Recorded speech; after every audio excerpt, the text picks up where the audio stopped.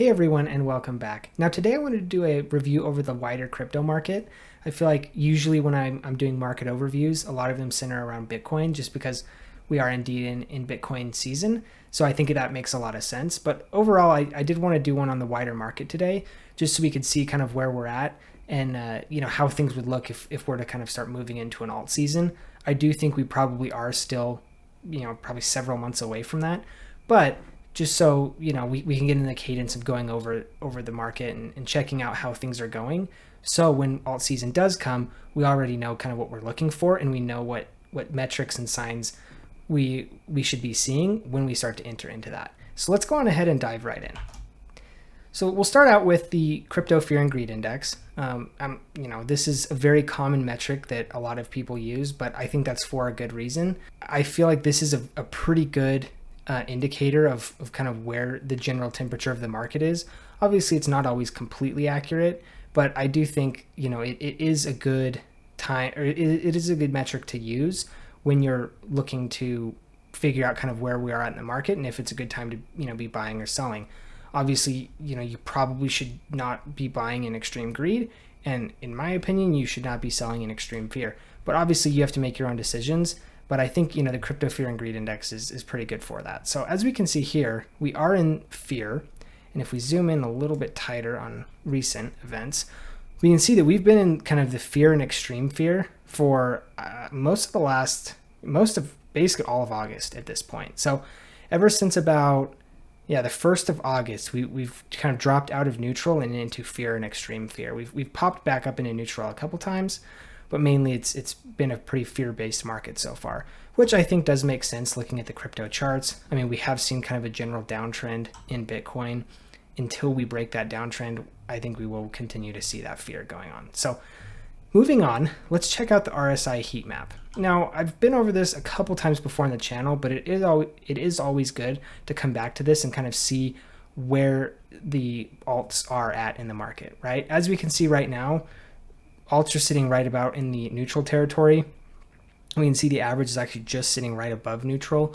So, we can see that price action has come back a little bit from, the big crash that we saw several weeks back. But, if you've looked at any of your favorite charts recently, we have not recovered really in price to what some of those, previous price points were. But we are at least sitting in kind of a more neutral territory, at leleast from like an RSI indicator. So, we're not really too oversold right now. We're not, we've got some actually creeping up. If we had to take, an average, I'd say we're kind of creeping up more into the strong side, though, obviously this is not anything even closely indicative of like, euphoria or anything like that. So moving on, let's check out the cryptocurrency futures volumes. What we can see here is the top chart is the open interest in volume for all crypto. And then the second chart is Bitcoin specifically. Like I said, this is going to be a larger market update kind of more comprehensively. So we're going to look at just this top chart. And what we can see is the open interest is sitting right around 56 billion with about 122 billion in volume. Now, if we tighten this up a little bit, we can see that the volume overall is actually fairly steady. We're getting a pretty decent, amount of volume. But we can see that open interest is actually starting to kind of climb back up from where we had this kind of mass crash a couple weeks back. So I would say that's pretty good news overall. Now, if we were to zoom back out a little bit, we can see, here's the height of, kind of the 2021 run.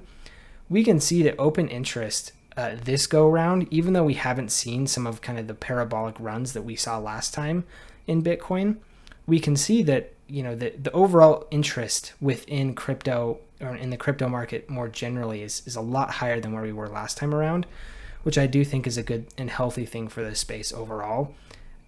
We haven't even, in my opinion, come close to, the euphoric attitude or sentiment that was in the market at the height of last bull run. And we were just barely starting to hit into, 60 billion of open interest. Right now, we're sitting at 53. And at the peak in March, we're sitting, more at 80. So, there are a lot more eyes. There is a lot more money in the crypto space, which is good because I do think it will cause the jumps to be, a lot stronger. And this next chart, I do think also helps. It helps kind of show that a little bit better. So what we can see here is this is the total stablecoin market cap. As you can see, right now we're sitting at about $160 billion of stablecoins. That's a lot, obviously. And so what we can see here is, towards the end of 2023, when, Bitcoin's price started to moving up, we can see that, stable coins have really started to kind of open up into the market. And since then, we have even still continued to creep up, even with this kind of downwards action moving on the Bitcoin price chart. So, and if we look back a little bit further, we can see, at the peaks of last bull run, I would say at the like peak of top, we were like 140. So, even right now, we're already above kind of the previous all-time highs of like stable coins within the crypto market. Obviously, we saw some liquidity draw out due to, I would say general fear in the market. We had FTX, we had just the crashing of Bitcoin, we had the COVID crash. Like there was a lot of stuff that went on in this time period that I think caused a lot of concern. We can see that that's pretty much all come back in and actually even more so. So that I would say is overall really good news. So the next thing I wanted to take a look at is the total crypto market cap chart.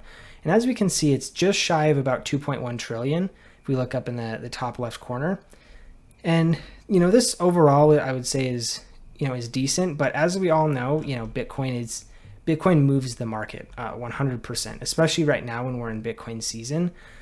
The altcoin market is not really going to move too much differently than how Bitcoin moves, just because right now everybody's kind of looking toward Bitcoin to see where the future of crypto is going, which, I feel like is pretty understandable. As there's fear in the market, everybody's looking towards, the blue chips, so to speak.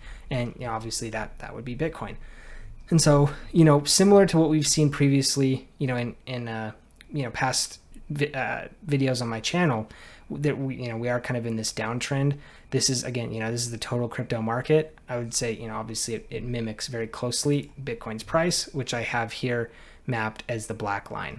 So as you can see, the total crypto chart pretty much almost perfectly mirrors the total crypto market cap in terms of movement. So, again, I don't think this is anything too crazy. As we can see, if we are to zoom out a little bit, so as we can see, sometimes, very early on, Bitcoin is kind of peaked above, the overall altcoin market. But as we came into alt season in 2021, this is kind of like obviously the peak of alt season. The alt market cap has outperformed Bitcoin in terms of total percentage. We can see here, at the absolute top, it was about 2,500%. And this is coming from a start date of like, February 16th of 2019. So, it's outperformed, but then we see as things have come down, the returns on, compared to Bitcoin have actually become pretty close. And that's just because, Bitcoin dominance has gone up, which means alts have bled, worse than Bitcoin has, which means the share of the total crypto market cap compared to Bitcoin has gotten higher. So this is something that, I think makes a lot of sense. But what we should see as we go into next alt season is we should see these numbers start to kind of, expand a little bit, because, obviously alt should be seeing, more outsized gains than Bitcoin does, especially now that Bitcoin is, a $1 trillion asset. It's a lot harder to move, a $1 trillion asset 10x than it is, a $10 billion asset, or, a $10 million asset for that matter. So anyway, this is something to keep an eye on, as we kind of start to move back in. Ideally, I'm not sure if this will ever happen and what will happen when it does. But ideally, it would be nice to kind of see the total crypto market kind of break from Bitcoin at least a little bit, just because I feel like what is being built in the crypto market is different enough in kind from Bitcoin that, we should start to see some price action moving that indicates that. But currently, they pretty much just copy each other. So moving on, I try to stay generally out of politics on this channel, but obviously I think it's no secret to anybody that, politics does very much affect crypto. Regardless of kind of what your political stance is, I think it's becoming more widely accepted that Donald Trump is kind of more of the pro-crypto candidate. It started with, RFK, and then I think Donald Trump kind of took on that persona a little bit in addition to RFK. But what we can see here on X is that Kamala Harris just released today that she's planning to back measures to help grow Bitcoin and digital assets in the US, which obviously that would be really a great thing. Ultimately, regardless of who you support, we do want crypto to be a bipartisan thing. That's the only way crypto is going to be successful, because if it's not a bipartisan thing, let's say, Donald Trump gets elected in 2024. Well, that's great for the next 4 years. And then after that, if it's now become a fully partisan topic, then, the Democratic candidate, let's just say, they get in 2028. Well, now it's going to be a matter of retribution, which is not what we want to see and not what we want to deal with. It just creates too uncertain of a business environment for crypto that crypto would leave anyway. So this is something that I think is good to see. That on the other side of the spectrum, we have heard news recently that, she does support price controls, and she's come out in, favor of raising the corporate tax, as well as capital gains and taxes on unrealized gains. Now, granted, these taxes, you may say, oh, well, these are for the ultra wealthy. These don't apply to me. Yeah, kind of. But also, you have to remember that crypto basically runs, and a lot of tech generally runs on VC. And VC, guess what? They have a ton of money, and they also have a ton of unrealized gains. So what happens when they have to go sell massive stakes in their investments to cover the tax bill on their unrealized gains? You're going to crash the market. And I don't think really people are thinking that far ahead.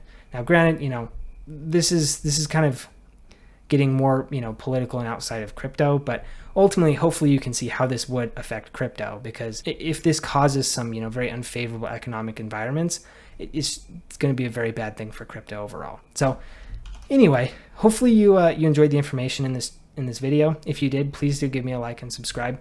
My channel is a new channel. I am really trying to reach 100 subscribers by the end of September.